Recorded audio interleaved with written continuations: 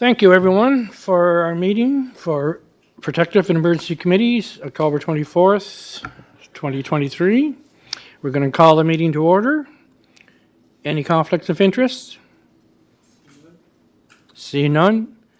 Approval of the agenda. Moved by Deputy Mayor Yankoff, second by Councillor Beck. Thank you. Adoption of the minutes, September 26th. Moved by Deputy Mayor Yankoff, second by Councillor Beck. Business arising from those minutes. Do we see any, or? We're all good, Your Worship? Thank you. Okay, let's get right into reports. We have Jessica here for Acting Manager for Environmental, and she's going to give us a report, I believe. Jessica, would you like to go ahead? Sure. Thank you, Mr. Chair. This report was directed to your committee originally from the Environment and Sustainability Committee for obvious reasons, because of the recommendation to make a bylaw amendment. And the topic has been on the radar for our department for some time for the environmental reasons behind the recommendation. And this type of bylaw amendment is pretty common in municipalities across Canada for sure, where we want to encourage more natural types of landscaping in addition to being able to enforce the bylaw when people aren't cutting their grass. So there is a balance there. And so we can do a bylaw amendment that outlines criteria for allowing more natural landscaping, adding no-mow areas to your property that is managed, so it's not just not cutting your grass. So we can have very specific things in there, like it can't have hazardous or poisonous plants. It needs to have a plan and be managed. It needs to involve planting and weeding. And we can add that detail to the bylaw amendment. Obviously, there's huge value in the city to have private landowners do natural landscaping for pollinators, habitat, flood management, biodiversity, air quality, all those good things. So basically, I'm here today to recommend that we collaborate on a bylaw amendment. Our team could support the enforcement of that bylaw by staff being able to identify the poisonous or hazardous plants if that was in question, or review a site to see whether it is intentionally managed and fits that definition, or whether it's just somebody not mowing their grass. So that's the report in a nutshell, and I'm happy to answer questions or go from there. Thank you. Thank you, Jessica. That didn't hurt. Just one question I have. So if there is a certain complaint comes in about a property, for example, which with everything that you described, and our bylaw officer goes, then does he work with your department to say that, you know, there's poisonous plants, there's no poisonous plants, or how does that work? Thank you. Thank you, Mr. Chair. I think it could depend on the bylaw officer. If they have experience with plant identification, they could identify poison ivy as an example, and that could be dealt with at the site. But if it's something they're not familiar with or comfortable with, then they could invite us to attend the site visit with them. Councillor Beck.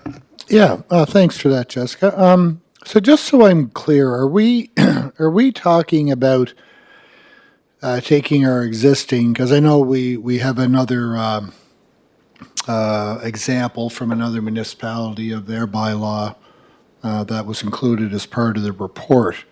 Are we looking at creating an entirely new bylaw, or are we looking at amending our bylaw that you were referring to? So it's kind of a add-on to what we currently have, or are we looking, is this kind of separate, or is it going to be incorporated within our existing, I forget what our measurements are for grass height and stuff like that, but is that what when you take this back and go back with your staff, you're going to look at our current part, tweak it, amend it, whatever it may be, in order to make it incorporate this need of lawns, if we, for lack of a better word, and build in the parameters that we're looking for to make it applicable to our current bylaw as it presently stands.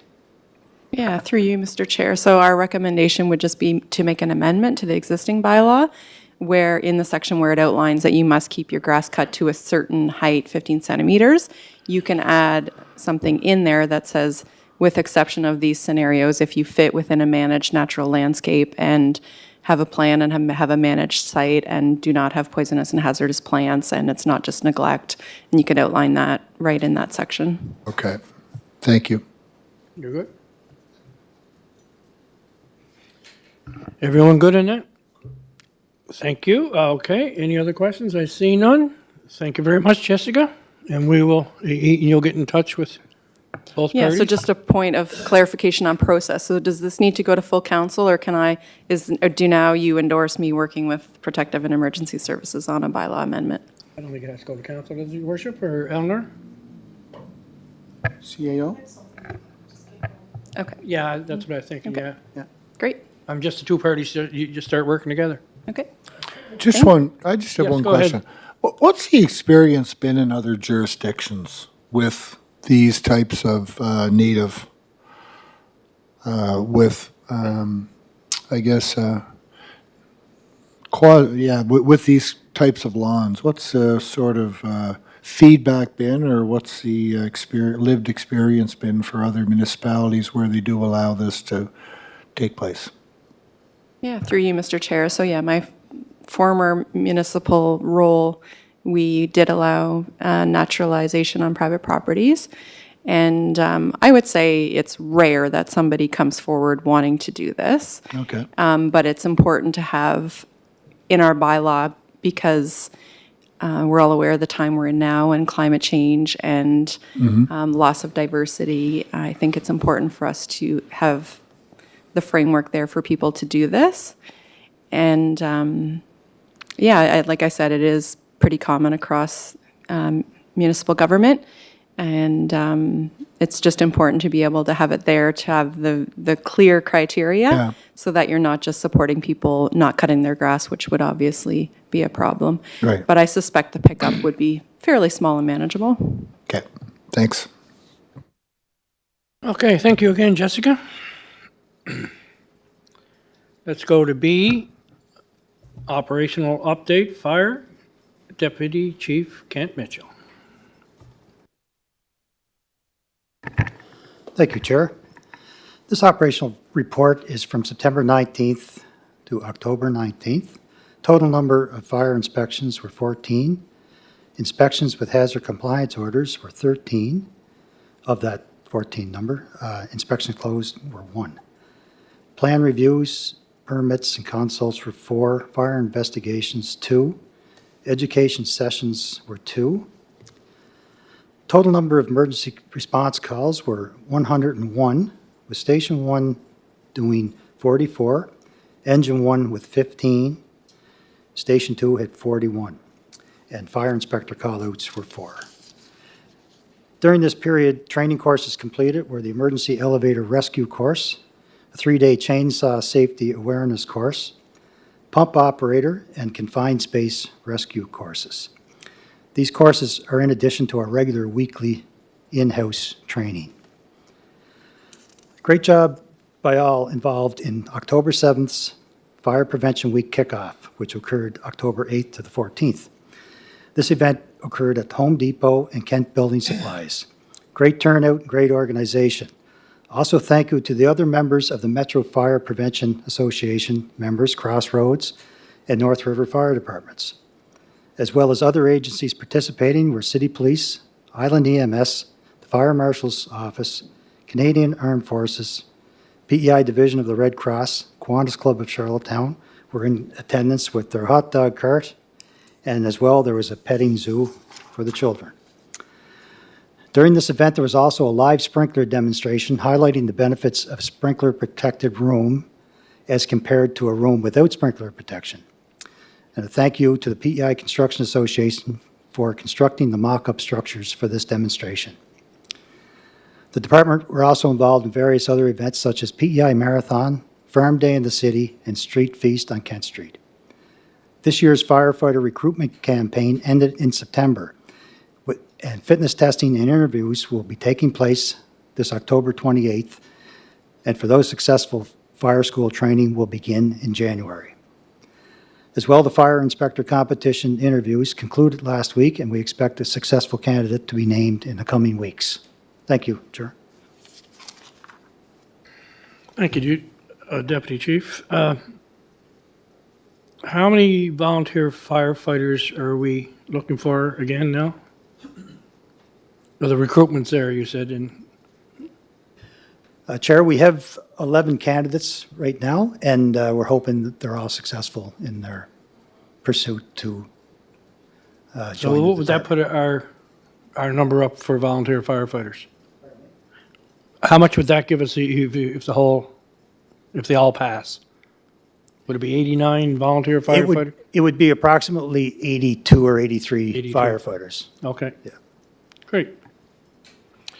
Any other questions for the Deputy Chief? Geez, we're doing well. Thank you, sir. Okay, rescue gear replacement report, I believe, is next, Chief. Thank you, Chair. This report is for rescue gear replacement. Purpose is to require committee approval for the present resolution to council for the purchase and replacement of Hamaltro rescue gear as approved in the 2023-24 capital budget. The Hamaltro rescue gear currently in use by the Charlottetown Fire Department is an older technology that requires pump and hydraulic lines as well as particular piece of rescue equipment required. Many of these older pieces of equipment can no longer be economically repaired or serviced due to the extended in-service life. These types of rescue equipment are used for all manners of automobile extrication scenarios and many other forcible entry and rescue practices. Replacing these items with the newest technology of battery operations will save time and money during servicing, and most importantly, will save time and effort while employing the equipment due to there being no lines or pumps. Members can simply locate the equipment, and once in hand, the unit is ready for use, saving time and effort to quickly and safely use the equipment for the assigned task. We recently purchased 2 of these battery-operated combi tools to field test and employ on operational response apparatus. They have performed very well, and the decision was made by the department management to seek a replacement of all corded gear. This change is towards green technology and helps avoid the use of gas-powered pumps and hydraulics.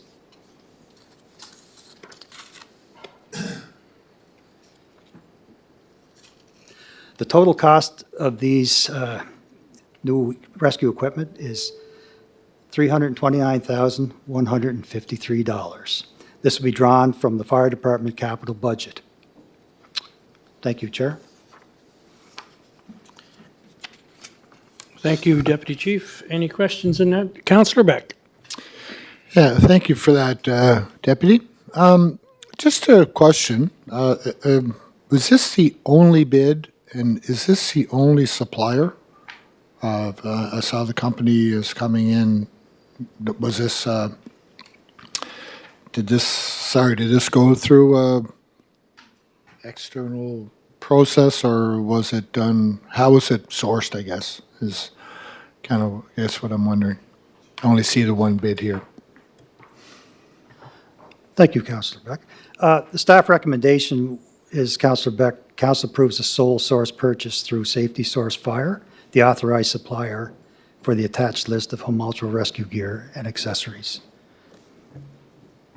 So they are the only supplier of it? Like, we don't have other options for going through it? Okay. No, that's what I was wondering.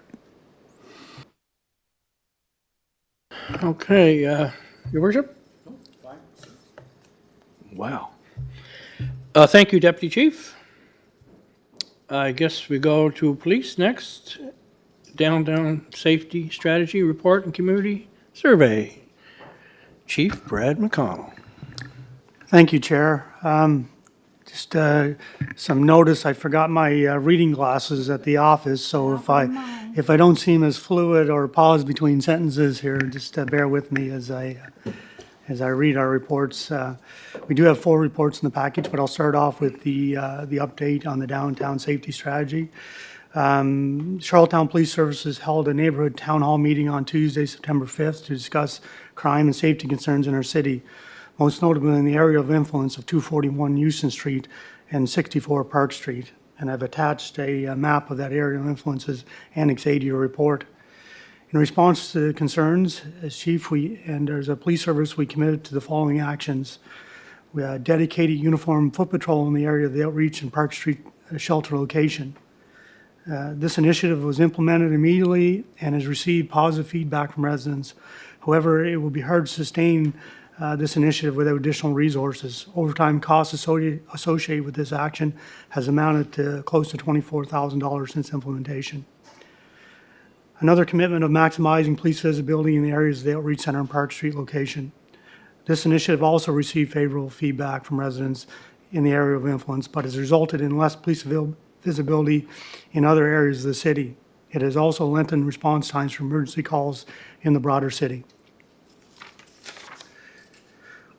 We've also, with the help of funding through the Safe Spaces Initiative, installed 8 E-Watch cameras and appropriate signage in the area around Park Street, which has allowed us to have crime prevention deterrence, but also situational awareness in that neighborhood.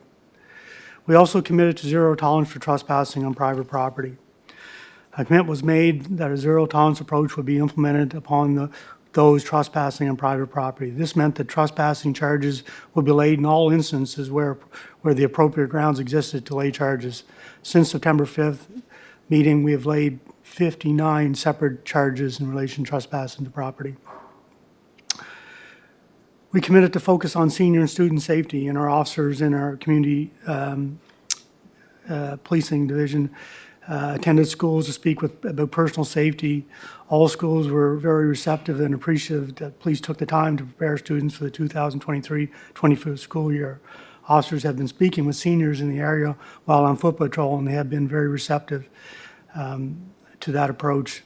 There will be sessions scheduled in the near future at the seniors' homes to continue that outreach. CPS continues to engage stakeholders, business owners, and residents while focusing on fulfilling our commitments. Also attached to this report is the survey results at Annex B that were completed by residents attending the meeting. Most the respondents of the survey report residing in the area of influence of either 241 Houston Street or Park Street. And for greater clarity surrounding those statistics and survey results, I've also included our recent 2023 community survey. So upon reviewing both survey results, it's clear that the greater safety and security issues exist in the areas of influence that are impacted by both the Community Outreach Center and Park Street location. Our 2024 and 2005 budget preparation will focus on the need for additional frontline resources and support teams to allow our police services to meet the demands and expectations of our modern community. Happy to answer any questions about that report. Thank you, Chief. And since we had our meeting and, as you stated, the foot patrols and were more visible there, I did receive a couple of emails through you from some of the residents that were pleased. Of course, everybody's not pleased with it, but that was a positive first step, and they're very good, and they're very, as I keep saying, they're very pleased to see, we had more of a presence since our meeting. So that's one baby step. So, let's just hope that it keeps going. Councillor Beck? Yeah, thanks for that, Chief. I guess just a couple of comments and then a question. I know at our last meeting I asked you what zero tolerance meant, and I think by looking at 59 charges laid since September 5th, you're a man of your word. Not that we questioned that at the start by any means, but thank you for that. I think that shows that you're committed, and the CPS is committed to that in enforcing that. So that was nice to see. I also wanted to thank you for your balanced report. I think it was good to have a broader perspective of everything. We included the results of that community survey that was done following the September 5th we had that meeting? I can't remember. And it was also good to have the broader community, which came from our community engagement survey as well, too. So thanks for including that. The one question I do have is how do we get to, $24,000 overtime bill with regards to the extra visibility, which has been, as Councillor Ramsey said, has been well received. Are we not able to incorporate that extra visibility through our regular staffing or through our regular complement, through our regular shifts?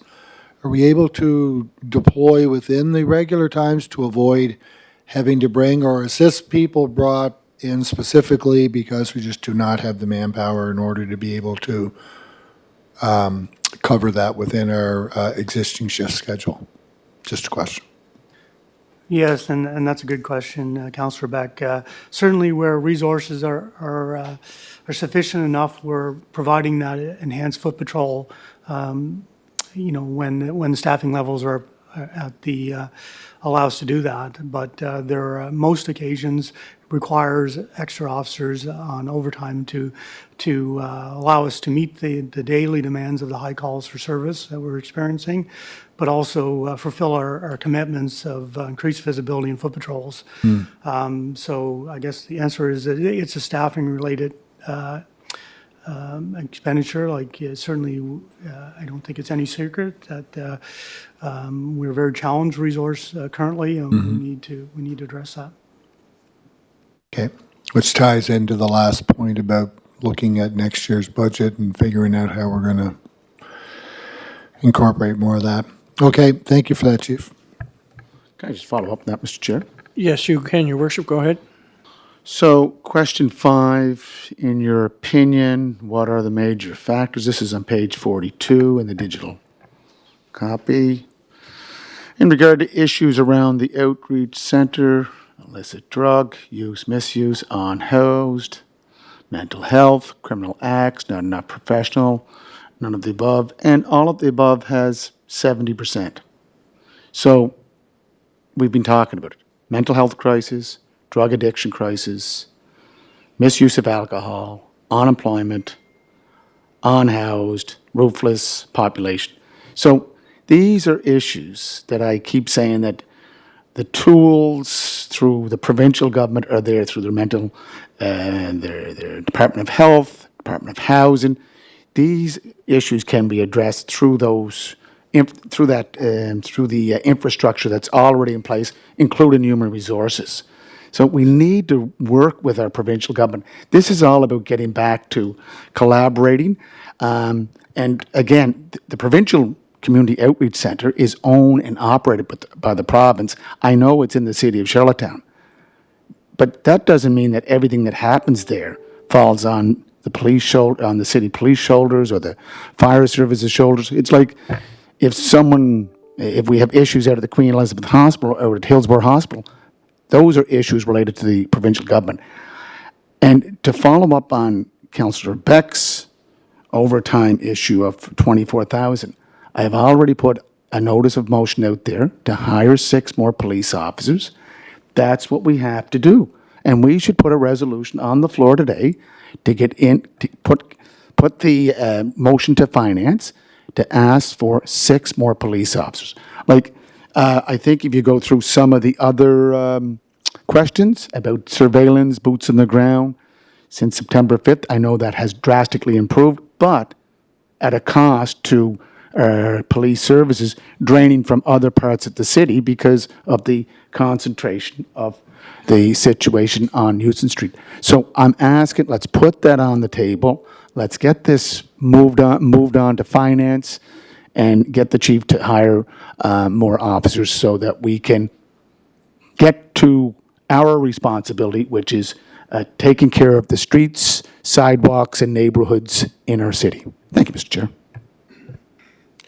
Thank you, Your Worship. And you're exactly right. And by employing more officers down in that area, there is some wards that are probably being, they're being neglected, to a certain extent, because we only have so many officers. Am I correct in saying that, Chief? It's sort of stretching the whole unit. So with these extra officers, well, then we can still concentrate on Ward 5 or Ward 8 or things along that line, that the jobs that they should be doing.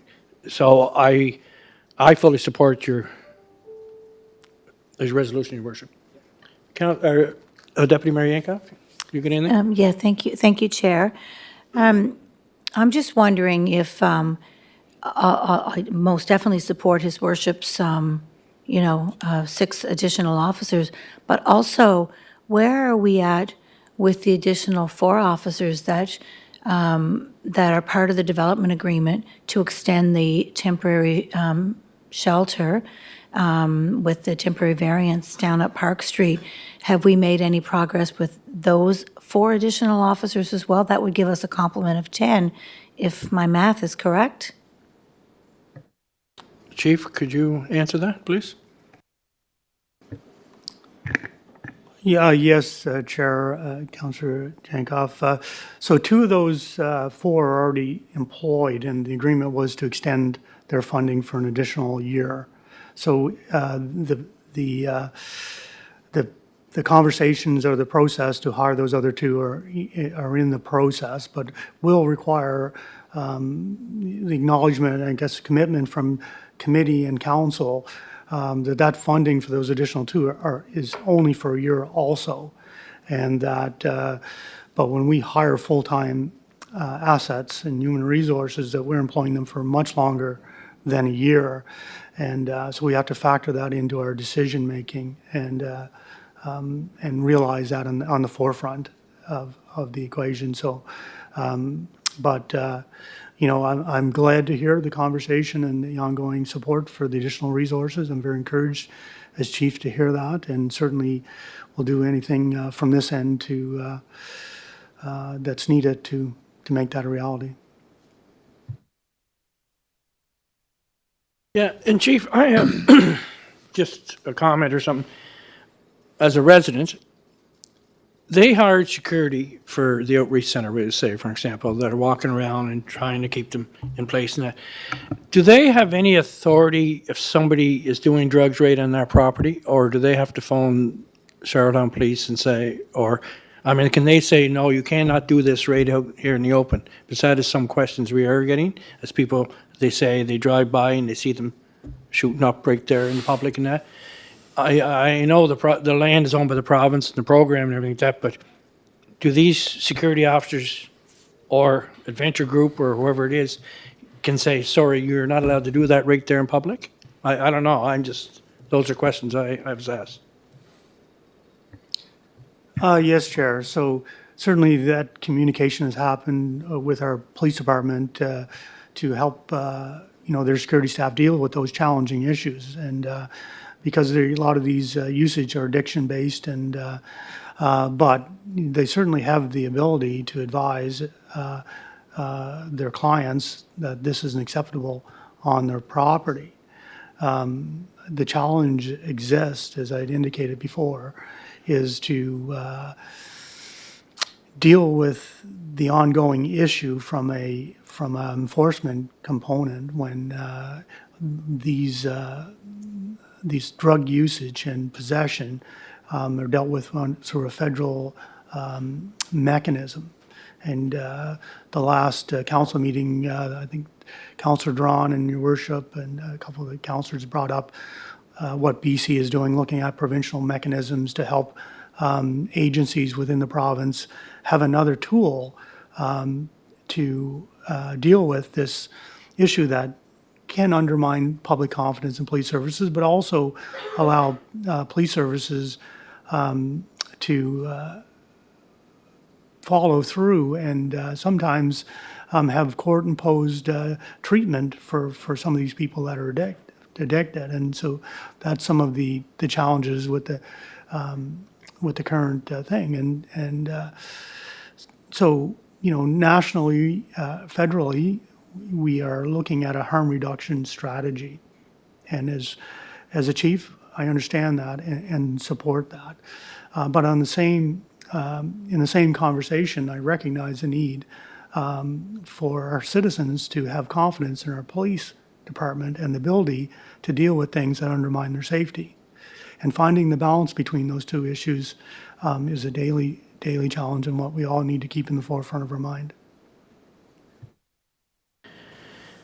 Exactly. Thank you for that.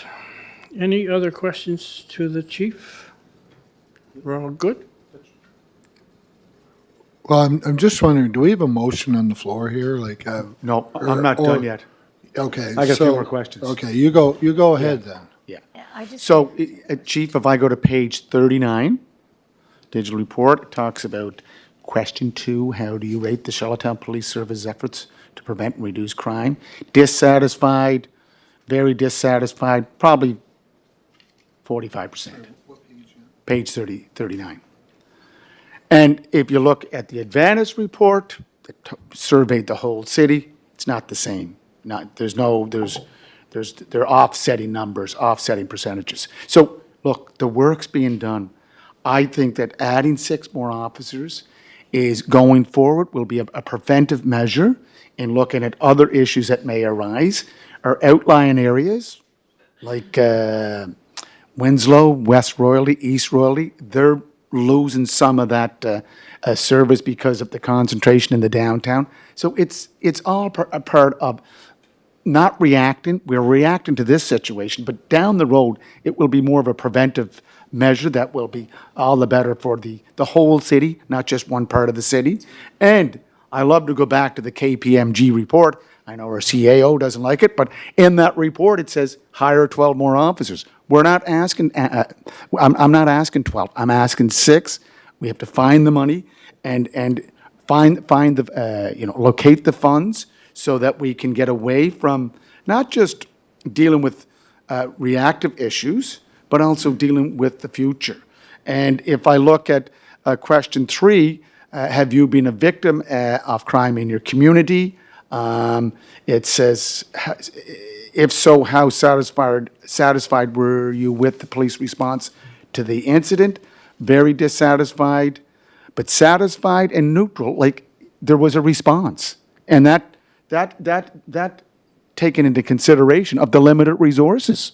So that's, to me, that's a plus because we are responding. I know some of the calls I get, it sounds like we're never responding, but I always go back. Did you phone the police? Did you give your address? All that information that's required when you phone into dispatch. So, look, I think the 2 reports, that is the survey that was taken from the September 5th Community Police Action Meeting and our own Advantage report that looked at the whole city, is a good contrast of what we're doing as a city. So I would like to put a motion on the floor to add 6 additional police officers to CPS. I just have a question. Oh, yes, go ahead, Deputy Mayor. Thank you, Chair. Are we talking, Your Worship, through the chair, 6 plus the 2 from the development agreement from Planning and Heritage, or are we just looking at 6? 6 for the city police services because, as the chief said, those 2 or 4 from the province are only 1-year contracts. Correct, chief? That is correct. So that 2 would be additional for only 1 year, 12 months. The 6 would be permanent. Okay, well, I'll second His Worship's motion then. Councillor Beck, go ahead. Okay, because I'm hearing, and that was part of my question, Deputy, was we're hearing different numbers, 6, 4, 2, and so we're working with different factions almost here. And so just so I understand the question, the 2 has been in place. We've had that at the Outreach Center for a while, 1-year contracts that the province has been supporting. As part of our extension with the modular housing unit, we were looking at bumping that to 4, 2 of which would have been the ones that are currently employed under the 1-year provincial funding, correct? So it would be 2 plus 2.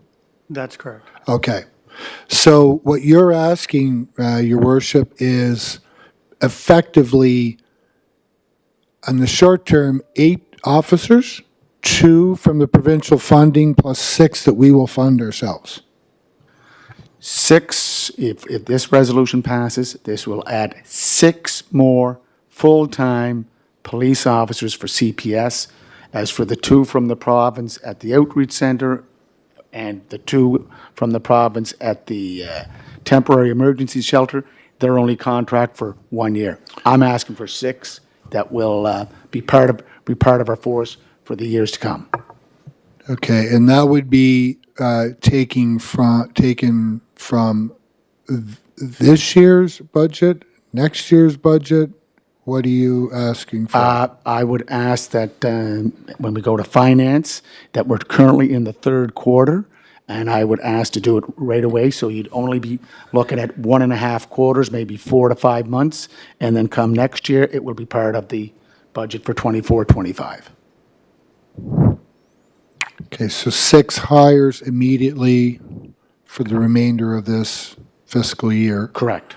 And then we would look as part of our budgetary planning process for 24, 25, we would be looking at maintaining those 6 positions. Correct. That would So be, that is the request that you're putting on the floor here right now to go for further discussion. correct, Councillor Beck. And I would like to say that the city is looking at renegotiating its agreement with the province, and it just shows once again that the city is taking on a lot of services, and we have to reinforce those services because our population is growing, our population is becoming more diversified, it's becoming more of a multicultural community, which is all plus, plus, plus, but we need more police officers, more boots on the ground, and I'm sure we're going to get other requests from other services within our city government to enhance them going forward.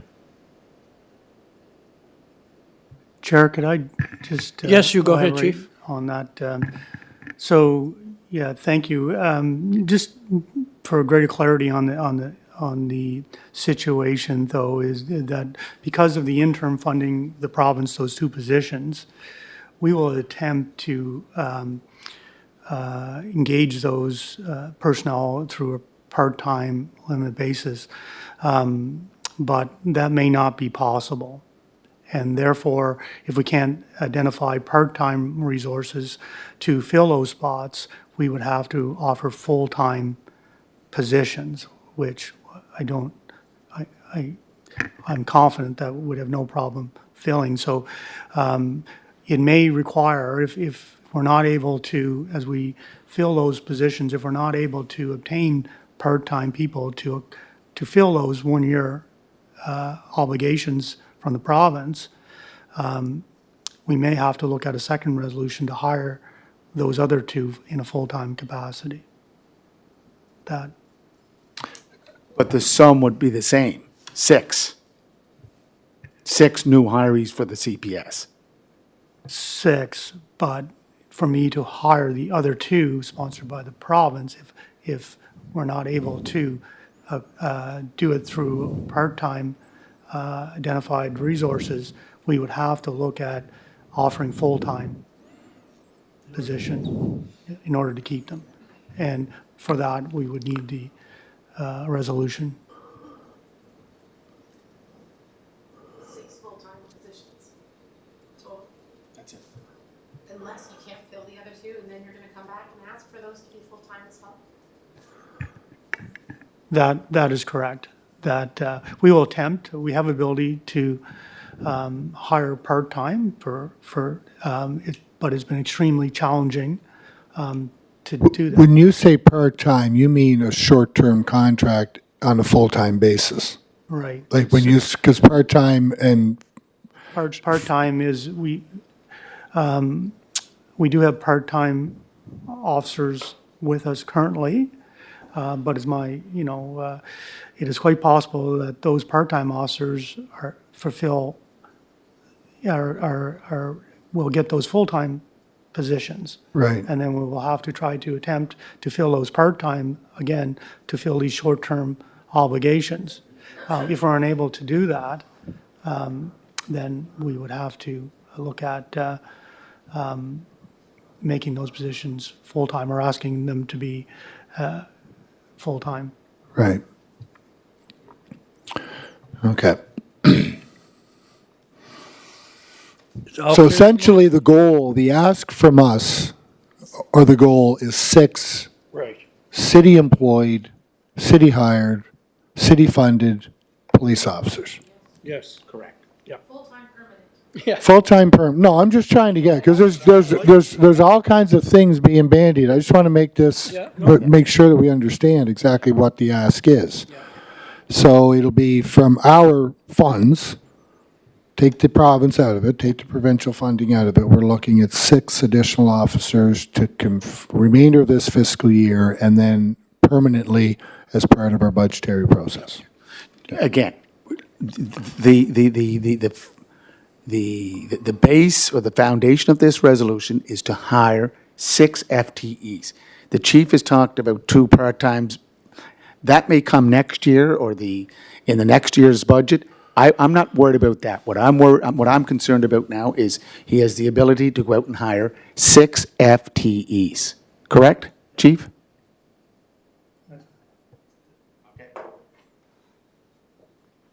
So, CAO Elner, do we need a resolution to pass this on to finance, or where do we go from here? The mayor already gave a notice of motion, All right. but it appears you all agree, so it will go through. The biggest thing for this is funding through financing, so that's Yeah. where it will have to come. Deputy Mayor, you're okay with moving this forward? Councillor Beck? Let's have the discussion. The CAO should be able to find something. Oh, Yeah. yes. Onion wallet, yes. You should be on that mic. That was a condition of her employment, wasn't it? When we hired her? Okay, we all good with that? Okay. The next one, Chief, I believe it's a list of abandoned vacant buildings within the city of Charlottetown. Report, please. Oh, I'm sorry, taxi bylaw. This is why you make the big bucks, Joe.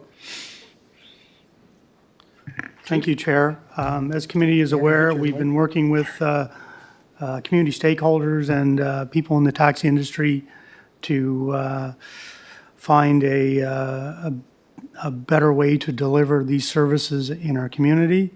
So on October 18, 2023, there was 2 information sessions held at the Rod Royalty where Dave Buffett, the president of the Halifax Taxi Association, presented to the stand owners and drivers of the benefits of a taxi association. There was a great discussion amongst the participants. Taxi stand owners and drivers have indicated they are in support of an association that would represent the collective interests of the industry. The stakeholders participating in the taxi roundtable discussion will also review the current taxi bylaw. The goal of the group is to bring recommendations back to council for consideration, and the work continues in this area. Great. Any questions on the taxi? Just on that taxi bylaw, Mr. Chair, last week, the Civic Disability with Persons with Civic Disabilities Advisory Committee met, and we had Devin, she's with Resource Abilities. Devin Broom was in, she's the executive director.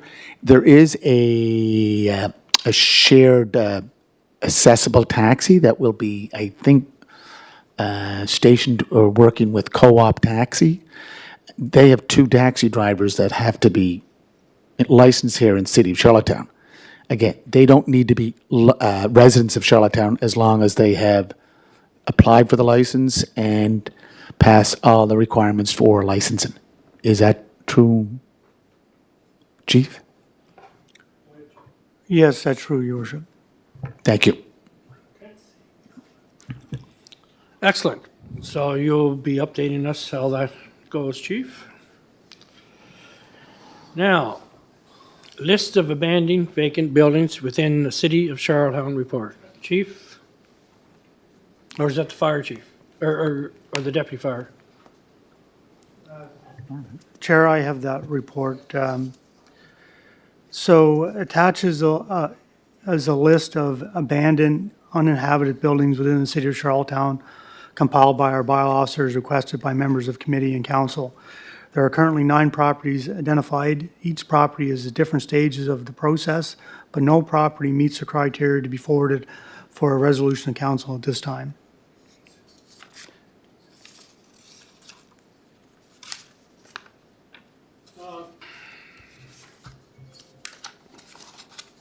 Should this list, I guess I'll refer this to your worship. Since you brought it up a couple weeks ago, you said that we should be sending the list out to all of council. There's a little discussion on this before our meeting. Should it be going out to all of council or or chief or should be, I don't know. How do we react to this? Because they keep asking and asking and asking, but what do we do? Is anyone going to answer that? Councilor Beck? I have a thought.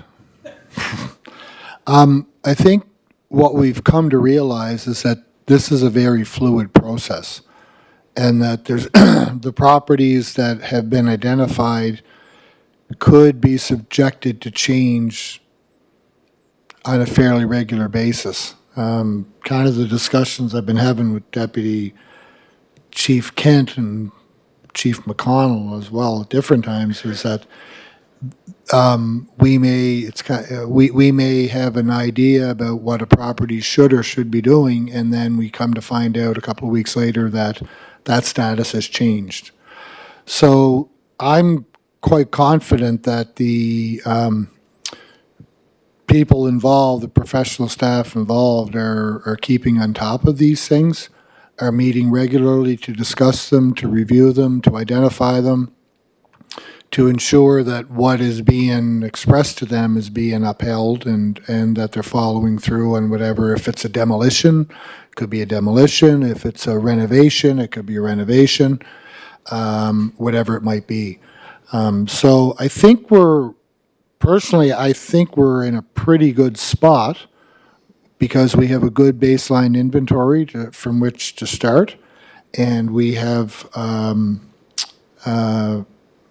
people we have the bylaw officer, the fire chief, planning, representation from all those various organizations who are working together to keep a handle on things. So I personally think we're in a good spot, and so I'm confident that if I don't know if we need to be updated all the time, like on a regular basis, but maybe once a month, maybe there are some, or maybe they just bring the ones that we need to deal with come towards us. I'm not sure, but I guess I just want to make the point that I think these matters are being addressed.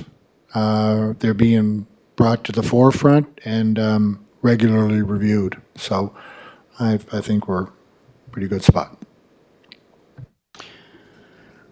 Mr. Yeah. Chair.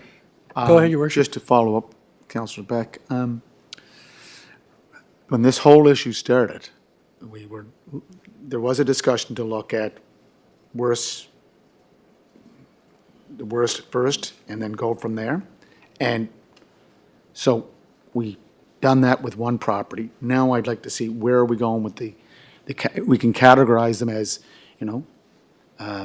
needs to be addressed immediately or needs to be addressed within a 6 to 8 week period. Just again, to provide a path forward on how we're dealing with these dilapidated, dangerous and unsightly premises. And I think we can get an update every month, which I think is appropriate. And this is now public information because our meeting is public. So, councillors will see it in their package and we can move forward. I think this is what you need. It's right there. And if councillors wish to bring something up on the floor to say, what about this property?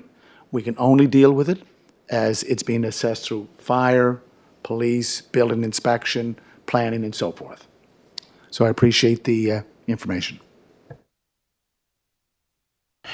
Yeah, Chief, do you have any further comments on that? It's all straightforward. As Councillor Beck said, and it's a moving document. And just not to steal your thunder, Councillor Beck, but you could be working, you could get a notice on one property, and 2 or 3 weeks later, when the bylaw officer fire goes in, it's being renovated, things along that line, so they're keep following up on it.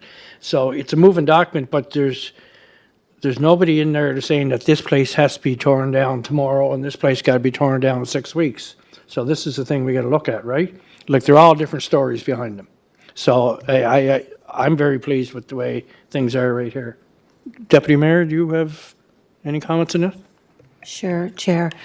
I do know that when we get to the monthly meeting of council, other councilors have questions, and the frustration is still there that they don't feel that they're being answered. So I just would encourage that whatever we're taking to council for information purposes is written succinctly, and that the folks that have been asking about this understand where we're at, why we're there, and how we're going to get to where we're going to get to, so that there's no miscommunication and misunderstandings on the council floor. That's true. And I know, Mr. Chair, if I could just add one last point, in St. John, New Brunswick, they have developed a policy, and I believe maybe a bylaw on dealing with vacant properties, vacant buildings. And I've reached out to their staff, and they're more than willing to sit down with our finance department or our CAO and senior management, how to draw up something that would be similar to what they have in St. John to deal with this issue.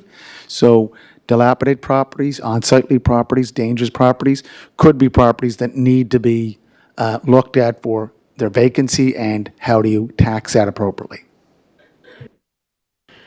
Thank you. Yeah, and next month, I guess, Chief, you have the notes here, so maybe I could sort of refer that to you, that you can explain to everybody how the process works with these properties and how it's a moving target and things along that line, or maybe I can do it. It's, but it's an operational thing. Once a resolution is passed and it's out of our hands, it's operational. Am I correct with saying that? And things like that, and they can keep sort of bringing them up all the time, but on the proof is in the pudding here anyway. Okay, excellent. That's a great report. We have a resolution for dangerous, hazardous, and unsightly properties. Chief? Yes, Chair. The request for approval of council to clean up properties listed and remove 2 derelict vehicles are attached to this report. And the staff recommendation is that council authorizes Public Works to take the necessary steps to clean up the addresses and remove 2 derelict vehicles in the attached resolution at the owner's expense. The properties requiring cleanup, combination of first-time and repeat offenders, include 75 Kindred Avenue, PID 114058, 76 Sydney Street, PID 338087, 256 Fitzroy Street, PID 345348, and 103 Brackley Point Road, PID 396200. The derelict vehicles to be removed are located at 103 Brackley Point Road, PID 396200, and 37 Cortlandt Street, PID 573592. And I'm happy to answer any questions about that. Thank you for that, Chief. Any questions on the resolution that's going to be moved forward to council? You'll have a mover? I just have one. Oh, I'm sorry. That's okay. I know there was some discussion around streamlining this process of the unsightly premises. Have we moved anywhere on whether it's a change to the bylaw so that it becomes not such a lengthy process for some of these items? I believe it was Councillor Buck that first brought that up about trying to streamline and simplify the process, so. That's a great question that we've been bringing up for years, because as I stated, and I keep stating, when it gets to council, we rubber stamp it. So is there, CA Eleanor or Police Chief Brad, did you just have a chance to sort of check the options? Yes, Chair. It's certainly on our list, to-do list. Unfortunately, it's an unprecedented list of challenges right now that we're trying to meet. And we know this is an important initiative for council to overcome, and we've not lost sight of it. And I just ask for patience as we work through some of these challenges. Thank you for that. Yeah, and as we say, you know, it's been discussed and talked about for years since I've been here anyway, and it's just, it'll come, I guess, and, you know, and like once we get other things done. Thank you for that. Any other questions on the properties? So do I have a mover for the resolution? Oh, I'm sorry. No, I was just going to say I would move the resolution. Okay. Thank you. Moved by moved by Deputy Mayor Yankoff, second by Councillor Beck, that the resolution moves to council. Is there anything else? I don't see anything.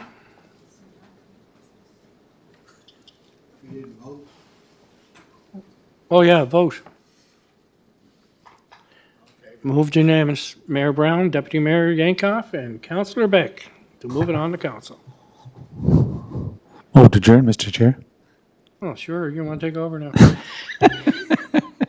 Yes, do I have a motion to adjourn? Moved by your worship, second by Deputy Mayor Yankoff. Thank you, everybody, and have a great day.